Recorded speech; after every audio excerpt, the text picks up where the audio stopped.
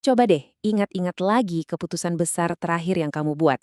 Mungkin milih pasangan, ganti kerjaan, atau bahkan sesimpel mau makan apa malam ini. Kemungkinan besar kamu ngandelin feeling, ya kan? Tapi, gimana kalau ternyata perasaan kita itu sering bohong? Nah, hari ini kita bakal bongkar gimana caranya angka dan data, bukan insting, bisa jadi kompas yang lebih akurat buat keputusan-keputusan paling penting dalam hidup kita. Kepada Tuhan kami percaya, yang lainnya harus membawa data. Kutipan dari Eric Schmidt ini, wah kena banget dan jadi inti obrolan kita. Ini nih pertarungan klasik banget ya kan? Intuisi lawan informasi, perasaan lawan fakta. Dan seperti yang bakal kita lihat, dalam permainan hidup, data itu seringkali jadi kartu asnya. Oke, buat lihat seberapa kuatnya data, kita mampir dulu ke tempat yang mungkin nggak kepikiran. Lapangan bisbol. Kisah legendaris Moneyball nunjukin ke kita gimana sebuah tim yang dianggap remeh, malah bisa ngeruntuhin puluhan tahun ajaran bisbol yang ternyata salah kaprah, cuma dengan pakai statistik. Puluhan tahun lamanya, manajer bisbol itu hidup dengan satu mantra. Lakukan bunt, curi base, dan percaya sama mata jeli para pencari bakat. Itu perasaannya permainan. Terus datanglah para ahli data. Mereka ngelihat angka, bukan reputasi. Dan hasilnya kebalikan total. Bunt itu ternyata sering buang-buang peluang. Nyuri base resikonya kegedean, dan pelempar dari kampus secara statistik lebih bisa diandelin. Mereka nggak cuma menangin pertandingan loh, mereka ngebuktiin kalau insting itu bisa jadi musuh terbesar kita. Nah, ini nih yang jadi pertanyaan utamanya. Kalau para profesional yang seumur hidupnya main bisbol aja bisa salah besar cuma gara-gara ngandelin insting, seberapa sering ya kita bikin kesalahan yang sama di arena yang jauh lebih penting, hidup kita sendiri? Oke, sekarang waktunya kita terapkan prinsip Moneyball ini ke diri kita sendiri. Sejarawan Yuval Noah Harari bahkan punya istilahnya sendiri, yaitu dataisme. Ini tuh kayak pergeseran besar di mana otoritas itu pindah dari hati ke hard drive, dari intuisi kita ke algoritma. Jadi, apa sih dataisme itu? Gampangnya gini, ini tuh keyakinan kalau perasaan kita, cinta, takut, marah, itu sebenarnya cuma hasil dari reaksi kimia di otak kita dari zaman bahayala yang penuh dengan bias. Nah, sekarang kita punya alat baru, algoritma komputer yang bisa ngolah data segunung dan ngasih kita gambaran dunia yang lebih jernih dan objektif. Yuk, kita coba tes ide ini di area yang paling bikin baper. Percintaan. Waktu nyari pasangan, insting kita tuh sering kayak laron. Ketarik sama cahaya yang paling terang. Penampilan, status, pesona. Tapi, apa kilauan itu bakal bikin anget selamanya? Coba deh, jujur sama diri sendiri sebentar. Waktu kamu lagi buka aplikasi kencan atau ngebayangin pasangan idaman, kualitas apa sih yang ada di urutan paling atas? Apa yang bikin kamu swipe kanan? Data dari jutaan profil di aplikasi kencan itu nggak bohong. Kita semua rame-rame ngejar hal yang sama. Penampilan oke, cowok yang tinggi, kondisi finansial yang cerah, dan pekerjaan yang statusnya keren. Ini kayak CV buat kencan yang kita nilai. Kita semua lagi ikut olimpiade sifat-sifat yang menyilaukan. Dan ini dia pertanyaan besarnya. Kita habisin banyak banget energi, waktu, bahkan uang buat dapetin pasangan dengan kualitas-kualitas tadi. Tapi, apakah pialanya sepadan? Apa pasangan yang sempurna di atas kertas itu beneran bikin bahagia selamanya? Siap-siap ya, karena data ini bakal ngerusak semua bayangan kamu soal film romantis.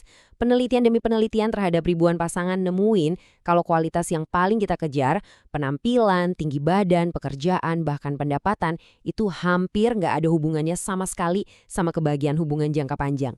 Iya, kamu nggak salah dengar. Semua mata uang di pasar kencan itu ternyata nilainya nyaris nol dalam ekonomi kebahagiaan yang sesungguhnya. Terus kalau selama ini kita salah cari, harta karunnya di mana dong? Nah, data nunjukin ke kualitas yang lebih adem tapi jauh lebih kuat. Seseorang yang emang dasarnya udah bahagia sama hidupnya sendiri. Seseorang yang punya secure attachment style, jadi nggak bakal kabur pas ada masalah. Seseorang yang teliti, artinya dia bisa diandalin. Dan yang punya pola pikir bertumbuh, yang ngelihat tantangan itu sebagai peluang.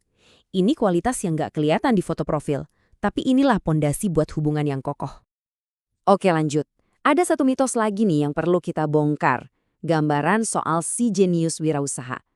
Gara-gara Silicon Valley dan media, kita jadi punya bayangan yang spesifik banget soal siapa sih yang ngebangun masa depan? Coba kita lihat, bayangan itu beneran sesuai kenyataan gak ya? Coba pejemin mata bentar deh, bayangin seorang pendiri perusahaan teknologi yang sukses. Siapa yang muncul di kepala kamu? Mungkin anak muda yang drop out kuliah pakai hoodie, kayak Mark Zuckerberg atau Bill Gates zaman dulu? Stereotipnya kuat banget kan? Dan emang ada alasannya kita mikir gitu. Media tuh suka banget sama cerita anak ajaib. Ada analisis dari majalah bisnis populer yang nemuin kalau rata-rata umur pendiri yang mereka liput itu cuma 27 tahun. Narasi yang dijual ke kita tuh jelas banget. Kalau umur 30 belum sukses, ya udah, telat. Tapi, lagi-lagi, data ngomong hal yang beda banget.